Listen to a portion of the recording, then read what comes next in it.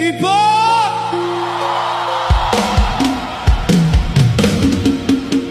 wong-wong padha ngomong aku ra duwe masa depan, mung iso gawe sirahmu ngeluh, gawe isen jenengmu.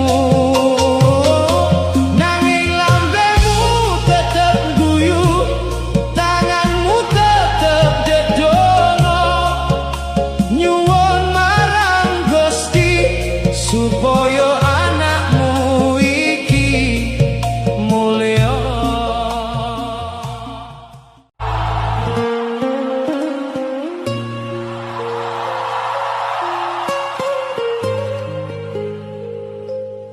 Saben bengi ibu lungguh dhewean ngenteni aku mulai kebak sumelang.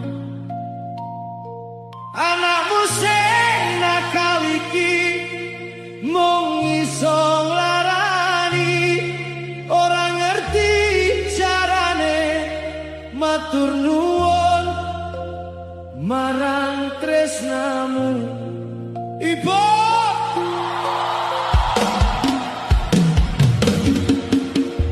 wong-wong padha ngomong aku ra duwe masa depan, mung iso gawe sirahmu ngeluh, gawe isen jenengmu. Nanging lambemu tetep guyu, tanganmu tetep dedono, nyuwun marang Gusti supaya anakmu iki mulya. Gusti rungokno tangise ibuku sing wis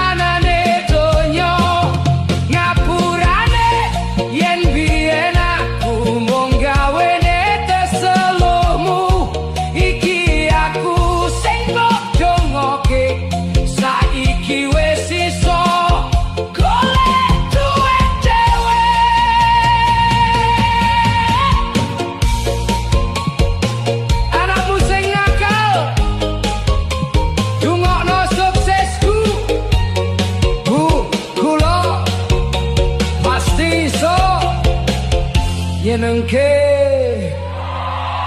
bapak lan ibu.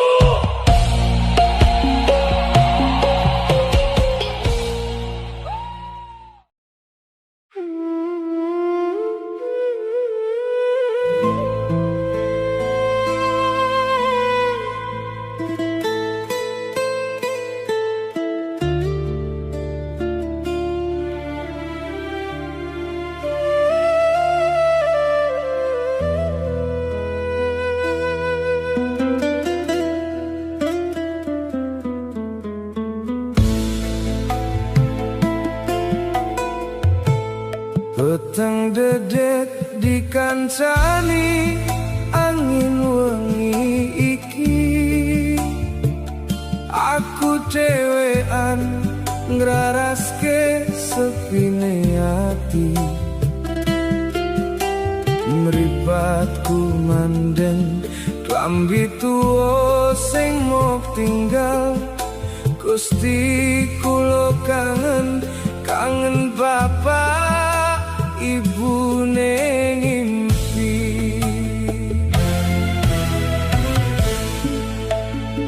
Saben lewat ngarep kamar sing wis suwung, dodo nyesek eluh mrepatku ra kependhong.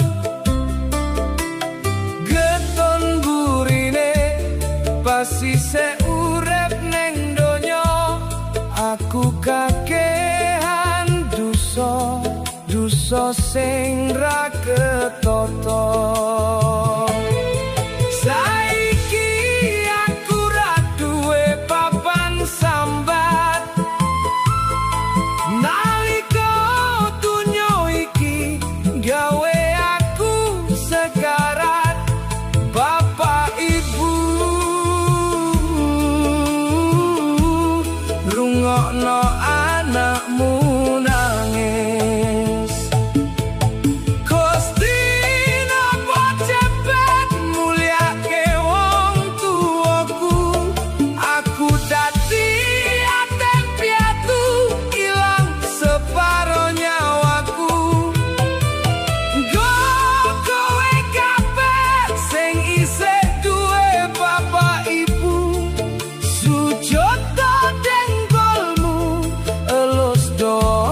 tangane wong tuamu, ojo nganti geton koyo aku sing kelangan banyu ning uripku.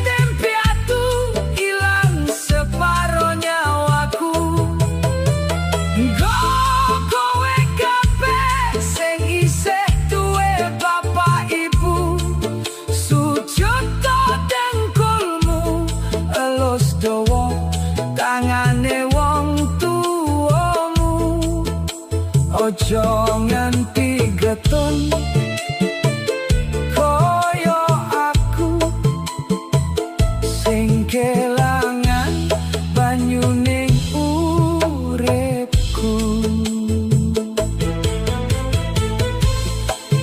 Bah, Mas, Mbak, sing bapak ibune isih mulya, sungkeman saiki rungokno tangisku.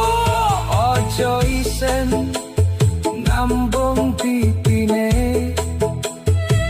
sadurunge kowe mung iso ngambung isan kubure. Bapak Ibu ngenteni aku ning suwarga, anakmu kangen.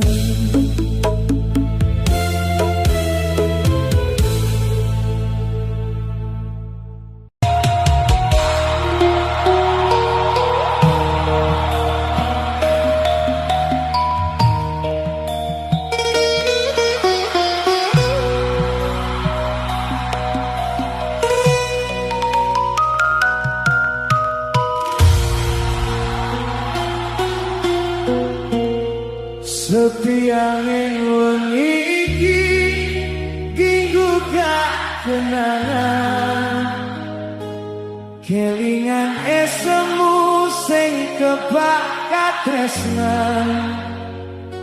Ning kene aku dhewe gendong rasa kangen, mikirke sampeyan sing ado ning angen-angen.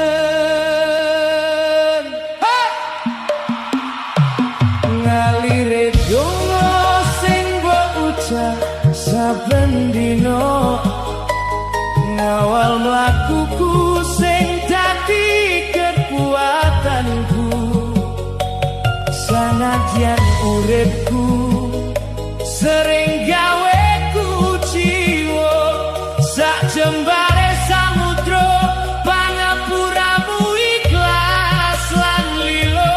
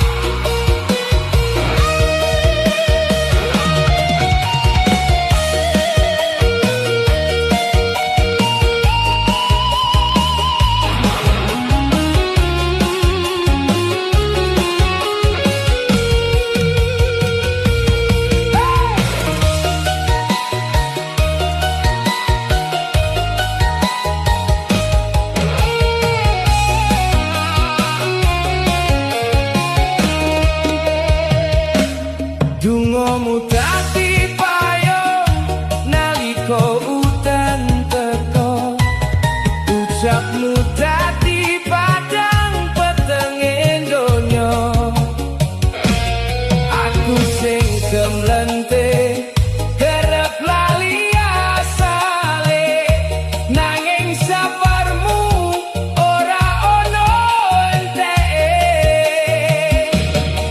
Sakniki aku ngerti kabeh tresnamu, saking garis ning wajah lan rambut putihmu. Buktekne tulus ikhlas anggonmu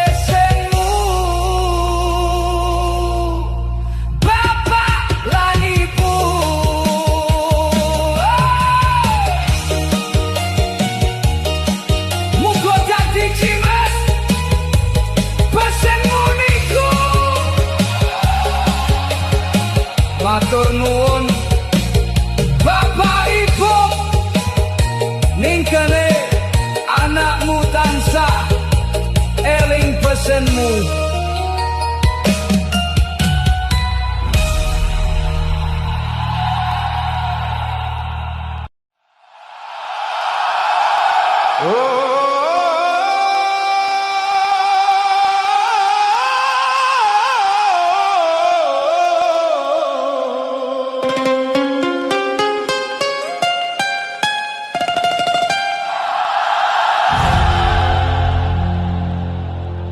Gusti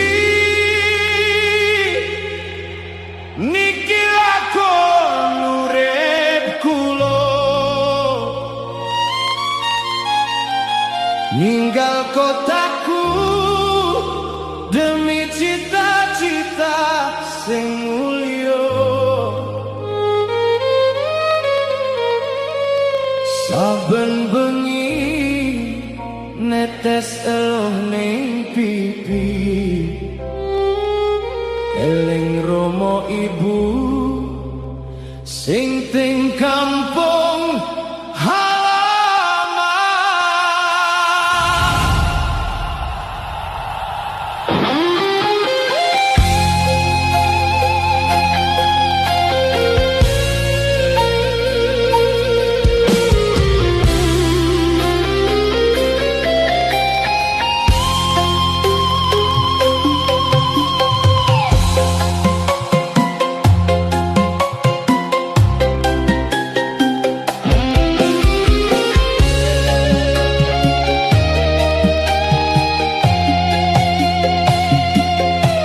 Golek duit jroning paran ora gampang